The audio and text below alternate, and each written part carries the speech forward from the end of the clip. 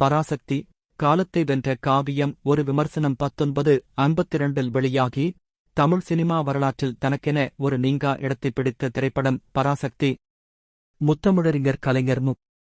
கருணாநிதியின் கூர்மையான வசனங்களும் சிவாஜி கணேசனின் அறிமுக நடிப்பும் இணைந்து இந்த படத்தை ஒரு காவியமாக மாற்றின.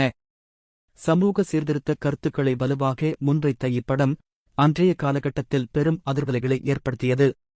இன்றும் பராசக்தி பல்வேறு விவாதங்களுக்கும் ஆய்வுகளுக்கும் உட்படுத்தப்பட்டு வருகிறது. கதைச்சுருக்கம்: பராசக்தி குலசேகரன், சந்திரசேகரன், ஞானசேகரன் ஆகிய 3 சகோதரர்களின் கதை.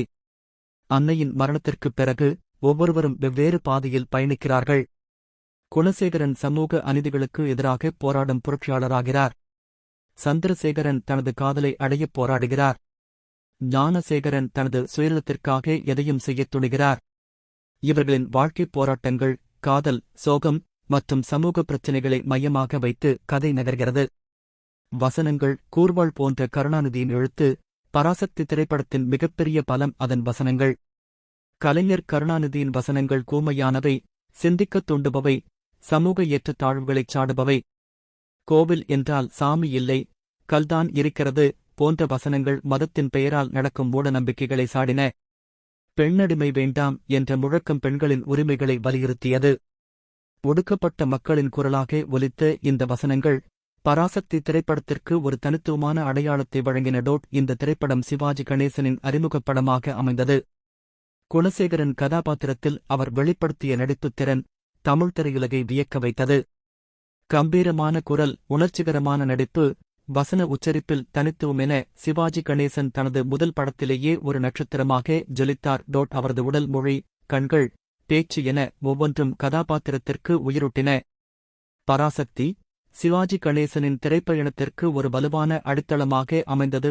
பராசக்தி திரைப்படம் அன்றைய சமூகத்தில் நிலவிய பல்வேறு பிரச்சினைகளை வெளிச்சம் போட்டுக் காட்டியது. சாதி பாகுபாடு, மதத்தின் பெயரால் நடக்கும் மோசடிகள், பெண்களின் நிலை, வறுமை, வேலையில்லா திண்டாட்டம் போன்ற பிரச்சினைகள் திரைப்படத்தில் விமர்சிக்கப்பட்டன.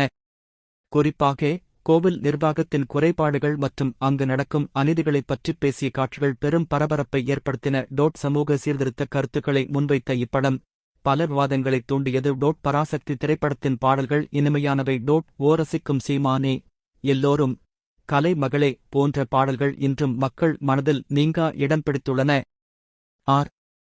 சுதர்சனம் அவர்களின் இசை படத்திற்கு மேலும் வலு சேர்த்தது. கிருஷ்ணன் பஞ்சு அவர்களின் இயக்கம் படத்திற்கு ஒரு நேர்த்தியான வடிவத்தை கொடுத்தது. கதை சொல்லல் முறை, கதாபாத்திரங்களின் சித்தரிப்பு, காட்சிகளின் அமைப்பு என அனைத்தும் சிறப்பாக இருந்தன. இந்த திரைப்படம் ஒரு காலத்தை வென்று நிற்கும் திரைப்படம்.